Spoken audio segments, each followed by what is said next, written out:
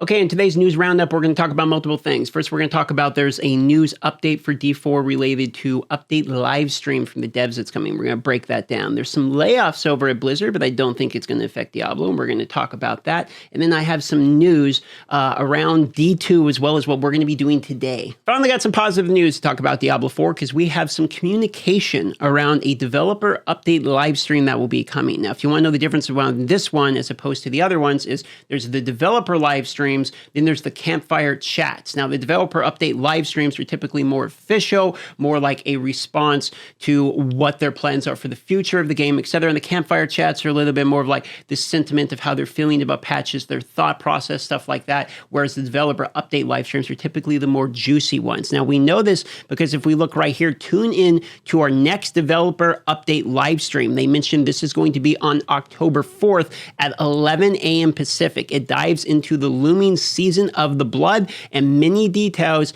on the quality of life updates first announced at Gamescom opening night live 2023. Now, if you remember previously, they went up and announced it is a vampiric powers Season of the Blood, 5 new in-game bosses. They announced all this stuff sort of at Gamescom, and now we're going to get a breakdown of more information. We know because they mentioned on Twitter, Rod tweeted out that they're going to need multiple live streams in order to explain all of the content that's coming into season 2. So it's been hyped a little bit in terms of communication that there's a significant amount of things to actually discuss. If we continue reading here, they say join the members of the development team along with the Associate Director of Community, Adam Fletcher, who will unveil the vampiric scourge that is descended, can't speak, on Sanctuary and sinister power they possess. Learn what it would take to fight against this rising tide of evil and harness the power of their potent blood for your own means. So, okay, we get a little bit of lore segment, okay? This doesn't mean too much. But right here, the developer update live stream also details many quality of life updates arriving throughout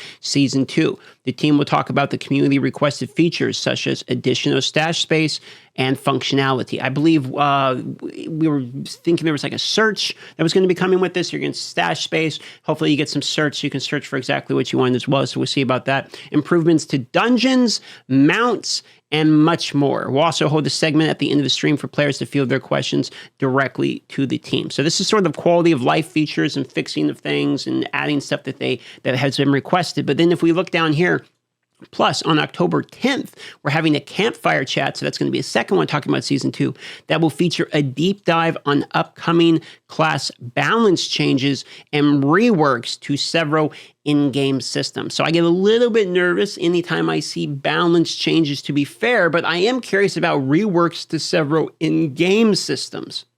In an ideal scenario, this rework to an in-game system could be something like enchanting, whereas crafting, enchanting, that type of stuff in Diablo 4 is basically lackluster. A real deep dive on reworking the enchanting-based system, maybe adding some crafting or things you can do with your items in the game could go a long way.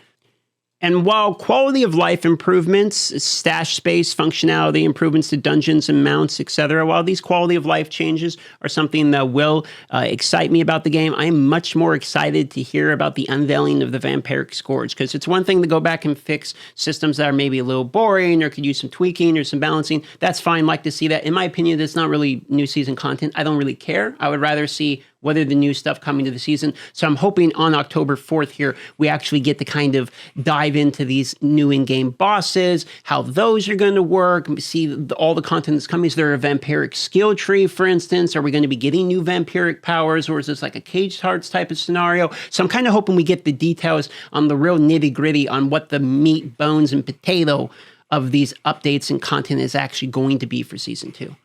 There is also this going around right now around Reddit and Twitter and all that about massive layoffs at Blizzard again. If you actually click on this and go to the link for the massive layoff, it just names like 1 or 2 people that got laid off. I wasn't actually able to find anything about massive layoffs anywhere, but maybe I just didn't see it properly. If you actually go to the link to the people that are getting laid off at the moment, it is for the Hearthstone team. So the kind of cut the head off of speculation before it begins. I don't think this actually has anything at all to do with Diablo. But I'm already seeing people run with these couple layoffs and, make whole points about how Diablo 4 made its money already, so now they're just going to fire everybody. But, that doesn't seem to be what this is happening. You can basically just Google Blizzard layoffs and you're going to see a million articles about this already. The official statement by Blizzard for this was organizational changes were made to the Hearthstone team. As a result, a small number of roles have become redundant. We want to thank these employees for their many contributions, and they confirmed that several employees have been laid off. So 3 maybe?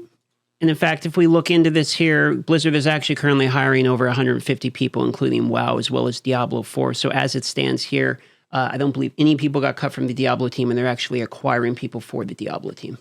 So I already am seeing speculation of people talking about how this correlates to Diablo and all that. It's a Hearthstone thing. I don't think it has anything to do with Diablo.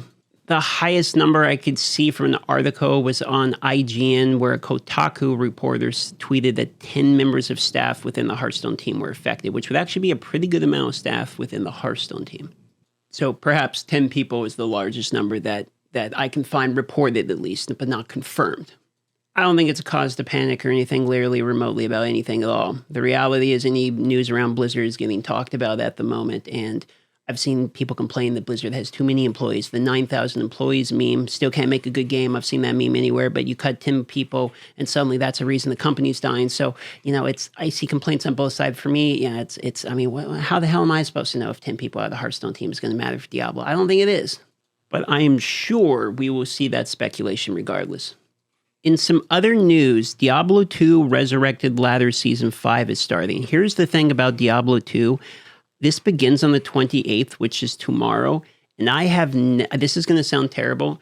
I've only played up to Act 2 in Diablo 2. I've barely played the game. I've said this before. So I'm actually going to try playing Diablo 2 for the first time. I actually haven't played Diablo 1 yet either. So my plan is Diablo 2 comes out tomorrow in terms of the new ladder. I will try that. It's a good time for me to try Diablo 2 for the first time ever. And then we're going to try Diablo 1 as well, because I've never even played Diablo 1. I kind of feel like I need to do my pilgrimage, go back home and play some of these OG games. I've been loving Path of Exile so much that people keep telling me I'm probably going to like Diablo 2. And since I'm fairly blind in the experience the same way I was in Path of Exile, I haven't watched D2 playthroughs or speedruns or guides. Why would I? It wasn't a game I was going to play. So I'm pretty much blind up. I've only played up till Act 2.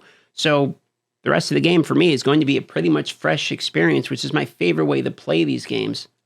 And then that's going to leave us directly going into Diablo 4 Season 2. So I have sort of the pilgrimage of going back home and trying these old games, fill the gaps of Path of Exile right into the Diablo 4 Season 2. And man, I really hope that we see with these developer update live streams that are coming out here shortly, I'm really hoping to see some big dick content is the way I would say it. But that's about it for me. To wrap it up, we got a live stream on the 4th, live stream on the 10th. I will be live right now. Blizzard is laying off people, but it's for the Hearthstone team, hiring new people for the Diablo team. Hopefully we're all in our copium bag and Season 2 will be great. That's about it. That's the wrap up. So I'll see you all in the live stream today. Love you all. You can find that in the pinned comment as well as the description, and I will see you on the next one.